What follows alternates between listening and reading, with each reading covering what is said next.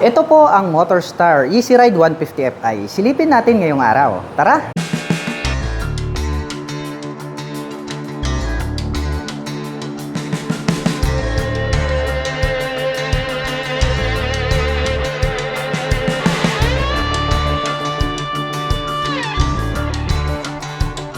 Ito po ang Motorstar Easy Ride 150 Fi. Napakabangis din po pala ng isang ito. At mapapansin natin, no, mayroon po siyang lookalike. Para po siyang NMAX. Wow, ang astig din pala ng isang ito. Dito po sa bandang gitna, nagkaroon po siya dito ng lining na black color. At glossy black naman po, ito pong kanyang windshield or ito pong kanyang visor. Hindi po yan adjustable. At mapunta naman po tayo rito po sa kanyang main headlight. Wow, ang astig nitong kanyang ilaw, para po siyang matang nanlilisik ng pating. At mayroon naman po itong mga daytime running light dito po sa bandang ibaba. At ito naman po yung kanyang high beam at dito naman po sa bandang gitna itong kanyang low beam. Nagkaroon pa po pala siya rito ng touch ng carbon, no? Kaya parang mas malupit at mas mabangis yung kanyang dating. At dito naman po located sa bandang ibaba, ito pong kanyang turn signals. LED na rin po yan. At dito naman po sa kanyang side profile, combination po ito ng blue and then black color. May nakalagay naman po rito na Motorstar na decal with white and red color. Mapunta naman po tayo rito po sa kanyang front suspension. Glossy black naman po itong kanyang front telescopic fork. Gumagamit po ito ng single rotor disc brake with single pot caliper. At ito naman pong kanyang mag wheels is black color. At ang sukat naman po ng kanyang gulong rito sa harapan, ito po ay mayroong sukat na 130 by 60-13. Glossy blue naman po ito pong kanyang front fender at may nakalagay naman po rito na sport na decal. At mapunta naman po tayo rito po sa kanyang fully digital meter panel display o talagang NMAX na NMAX yung kanyang dating.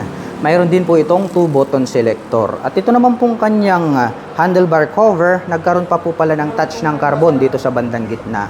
At pagdating naman po rito sa kanyang mga button selector, mayroon po itong passing light, high beam and low beam, turn signal selector at ang kanyang horn. Habang dito naman po sa kabila, mayroon po itong engine kill switch, may on and off ang ilaw at ang kanyang electric starter. At ito naman pong kanyang mga brake levers is black color po siya. At pagdating naman po rito sa kanyang ignition, ito po pala ay equipped with mechanical key. At ang kagandahan niyan, included na rin po rito yung kanyang fuel at seat opener. Mayroon po pala itong 2 front pocket. Hawig na hawig din talaga sa NMAX. Dito sa kabila, buksan natin. Malalim din po siya. Pwede rin po tayong maglagay rito ng gloves at coins. Habang dito naman po sa kabila, open po ito at mas malalim. Pwede po tayong maglagay rito ng mobile phones and gadgets. At mayroon na din po pala rito sa bandang itaas, may integrated na rin po pala siya dito na dual USB port. So, dual USB-A.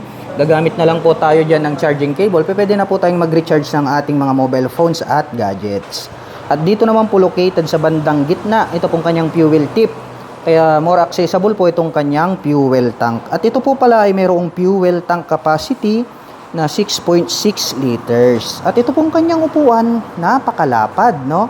Black color naman po. Ito pong kanyang seat cover. May naka-intact naman dyan na Motorstar. Buksan naman natin para may pakita ko sa inyo yung underseat compartment na ito. Pero wala po pala tayong susi. So hindi natin machi-check. Pero maluwag din po yung kanyang underseat compartment. Ito naman pong kanyang integrated na grab bar. Makapal. Kaya masasabi natin na matibay. Glossy black naman po yung kanyang kulay. At dito naman po sa kanyang side profile, combination po ito ng black and then blue color. Nagkaroon po pala ng deep lines dito na parang pins black color. May nakalagay po rito na Motorstar na decal. May silver decal dito. And then, meron naman po tayong makikita rito na Easy Ride na 3D emblem, chrome color. At may nakalagay po rito na 150 Fi. At ito pong ating pillion step para sa ating back rider. Chrome color po siya na diecast, not fadable, and then, hindi po yan nagraras. Ito pong kanyang side stand at center stand is black color po siya. At ngayon naman po ay susubukan nating sakyan ang Motorstar Easy Ride 150 Fi para maipakita ko sa inyo kung gaano nga ba ito kataas. Para po sa mga magtatanong, ang aking height is just around 5'6". Makikita nyo naman, lapat po yung ating paa. Kaya masasabi ko na very comfortable ito para sa mga tulad ko na 5'6" in height.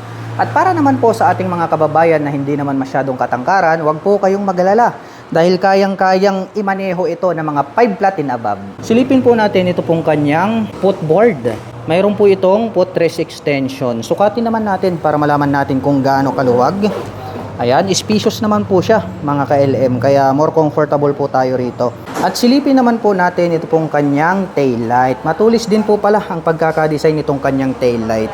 Nandirito po yung kanyang brake light at dito po sa magkabilang gilid, ito po yung kanyang turn signals. Ang kagandahan po niya na included na po yung kanyang turn signals dito po sa kanyang taillight assembly. At ito pong kanyang rear fender, mayroon pong added reflector light sa ibaba at mayroon pa po ritong bilog sa magkabila. At ito pong naka-imbus na to pag ating sinilip, meron na po yung plate light. At ito pong kanyang rear fender, ang kanyang nagsisilbing plate holder. At pagdating po dito po sa kanyang rear suspension, ito po pala ay gumagamit ng dual shock absorber. Black color naman po yung coil spring na ginamit. At mayroon na din po pala itong integrated na mudguard na kung saan ay hindi po matatalsikan ng putik at dumi yung other body parts nito pong ating scooter. At ito pong kanyang stock pipe, matte black color po ito pong kanyang head protection guard.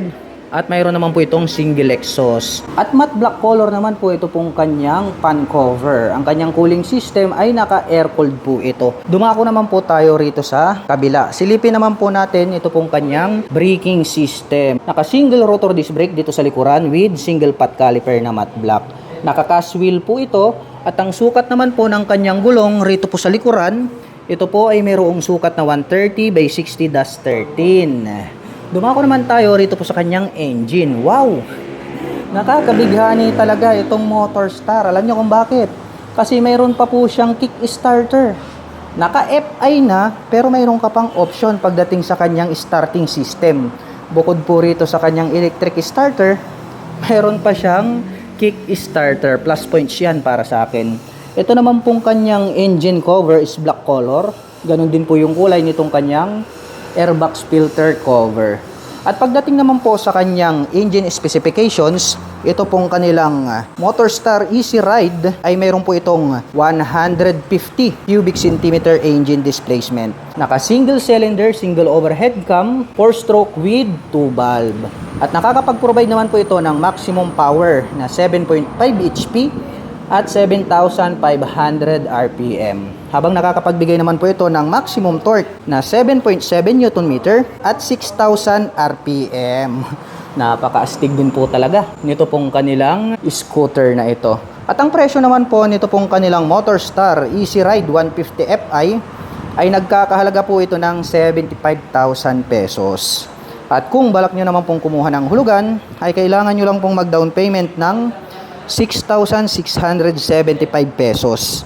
At mayroon naman po itong 3,750 pesos sa loob po yan ng 36 months. At para naman po sa mga nakapanood ng video na ito at interesado pong maglabas ng Motorstar Easy Ride 150 Fi ay available po yan. Dito lamang po yan sa Motorstar Santa Rosa, Nueva Ecija.